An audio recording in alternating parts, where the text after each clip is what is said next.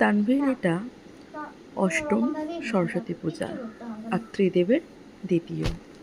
ত্রিদেবের এখনও হাতে খড়ি হয়নি। কেরালায় সরস্বতী পূজার দিন সরস্বতী পূজা হয় না, নর্মাল স্কুল চলে। তো আজকে ওর স্কুল ছিল, আর আমার মেয়ে তো স্কুল একেবারেই অফ করতে চায় না। কিন্তু আজকে বললাম যে তুই স্কুলটা অফ কর। হাজব্যান্ড নেই, প্রায় 4 দিন হয়ে গেছে। এত বোরিং লাইফ কাটছিল, কিছু ভালোই লাগছিল না। ভাবছিলাম যে কীভাবে নিজেকে ব্যস্ত রাখা যায়।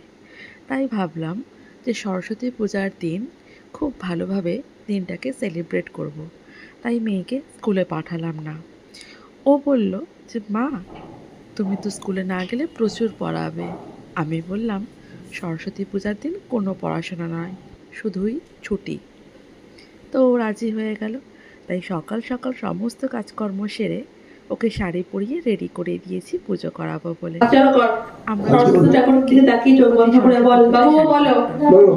সরস্বতী সরস্বতী মহাভাগে মহাভাগে বিদ্যে বিদ্যে কোমল কোমল লোচনে লোচনে বিশ্বরূপে বিশ্বরূপে বিশালাক্ষী বিশালাক্ষী বিদ্যাং দেহি নমস্তুতে নমস্তুতে।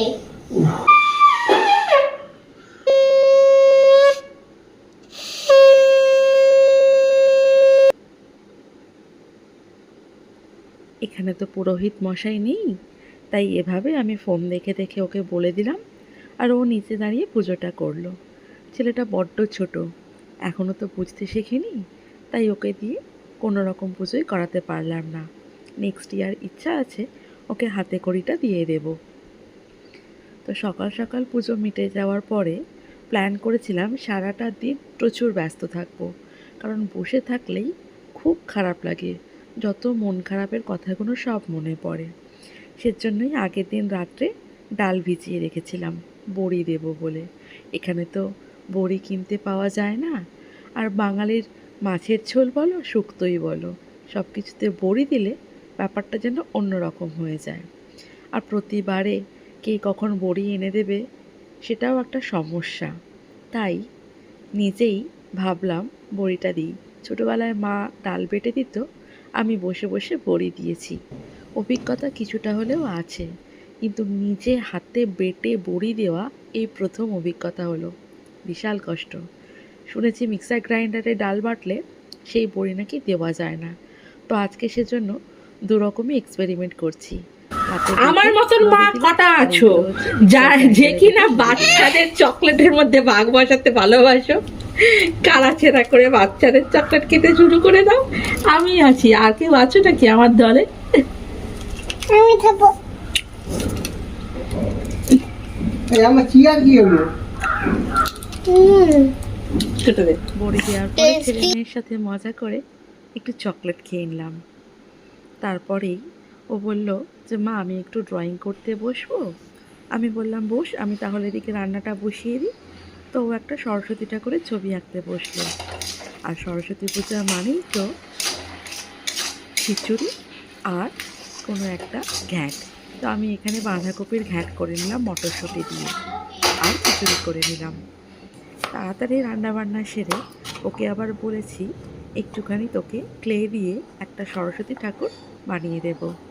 তো তাড়াতাড়ি করে এখানে রান্নাটা করে নিচ্ছি আমি।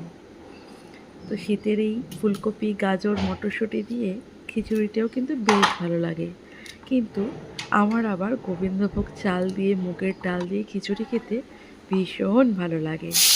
তো সেই মতন আজকে আমি গোবিন্দভোগ চাল দিয়ে ডাল দিয়ে নিরামিষ খিচুড়ি বানিয়ে নিলাম, আর একটু ঘ্যাঁটও বানিয়ে নিলাম, ঝাল ঝাল মিষ্টি মিষ্টি।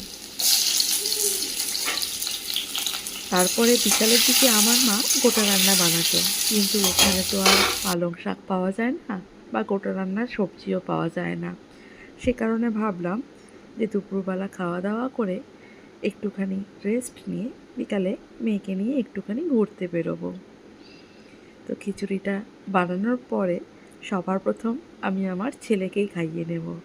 আমার ছেলের কাছ থেকে শুনি কেমন হয়েছে খিচুড়িটা। ওদিকে হাজব্যান্ড খিচুড়ি খেতে খুব একটা পছন্দ করে না, তাই ও যেসব খাবারগুলো খেতে পছন্দ করে না, ও যে কদিন থাকে না বাড়িতে, আমি সেই কদিন সেই খাবারগুলোই বানাই।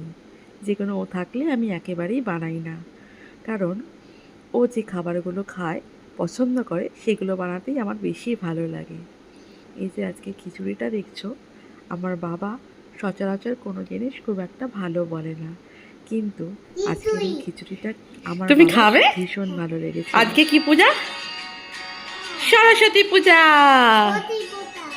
হ্যাঁ,